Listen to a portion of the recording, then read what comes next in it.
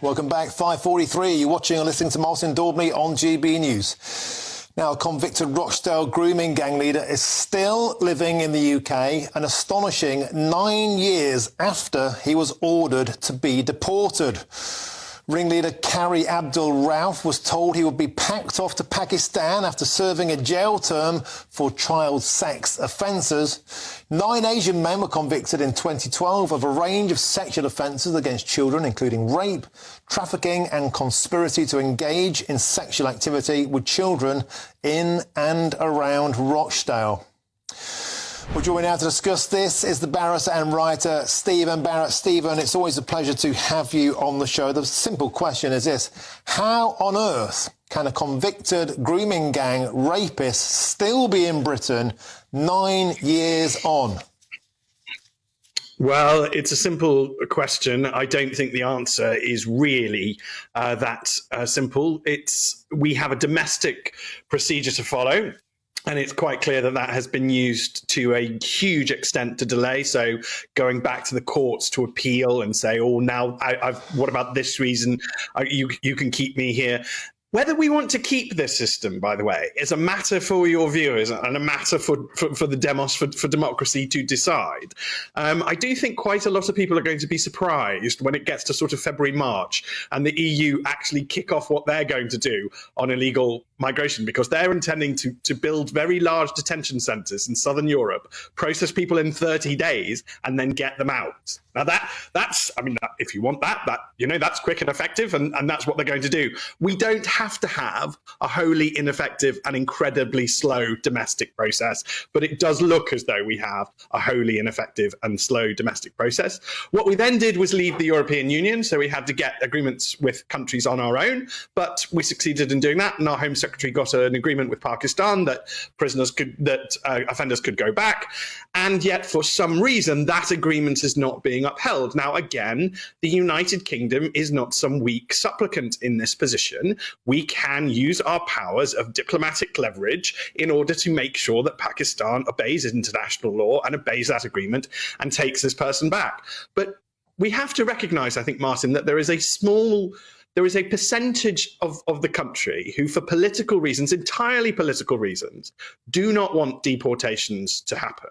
And we see that, and we see them. There was a young woman who stood up and protested on a plane. We saw a lot of Labour MPs sign a letter to keep another criminal here, and that is they have no doubt very noble and very firm political opinions. They're entitled to their political opinion. I have absolutely none on immigration, but I suspect that there are people with the contra view. There are people who will want these people gone, and they are able in a democracy to get that policy outcome if they want to. And what we've lived through for far too long is a legal fudge in which the word can't has been used far too much. Oh, you can't have this outcome. You can't have this outcome. What they actually mean is we don't want this outcome. Well, if the people who want deportations to happen outnumber the people who don't want deportations to happen, then deportations will happen. We saw 8 days ago, Stephen, the report into Rochdale came out, the failings of Greater Manchester Police, and it concluded that children are still at the mercy of grooming gangs in Britain. What on earth kind of message does it send out to children, to victims, to survivors, to the electorate, to the taxpayer, that 9 years on, this is frustrated? The legal process is being frustrated by lawyers, by activists. It feels oftentimes that the law isn't there to protect victims, but to protect the perpetrators of crime. Well, a point I'm starting to make with just more often now is that there is all well and good having a lot of written laws down. If nobody enforces anything, then those laws don't exist.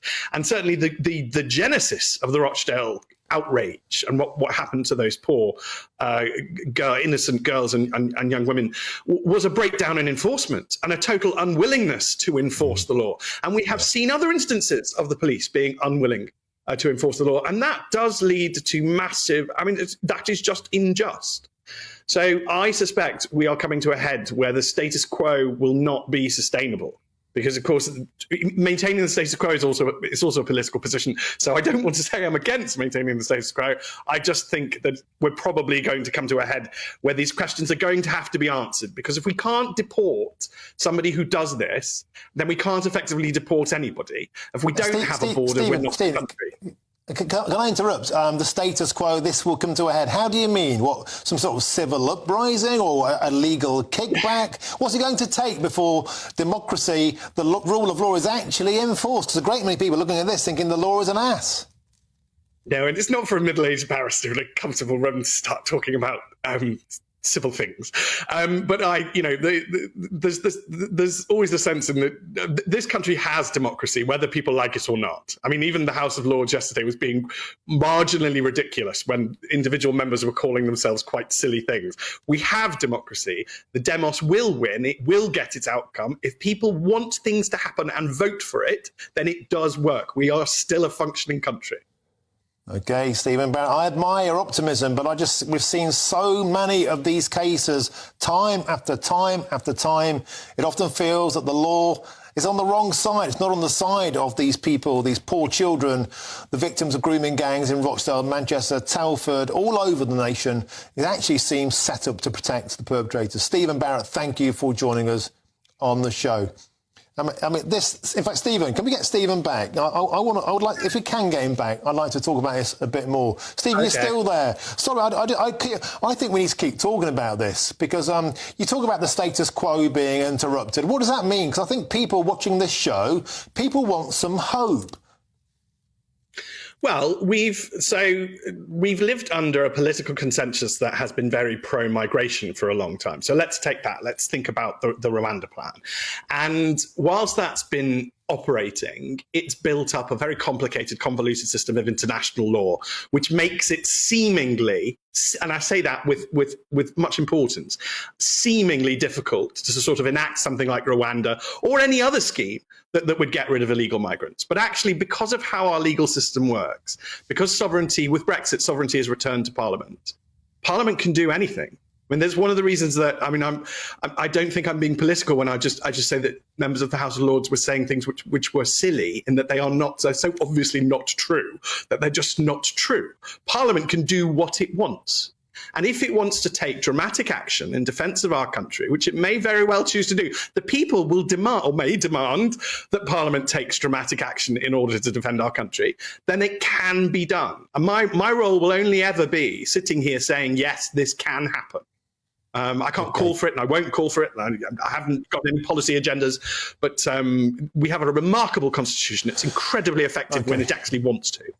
OK, thank you, Stephen, for coming back. I just didn't think we could end the conversation there because you do give me hope. Thank you. I appreciate your time today.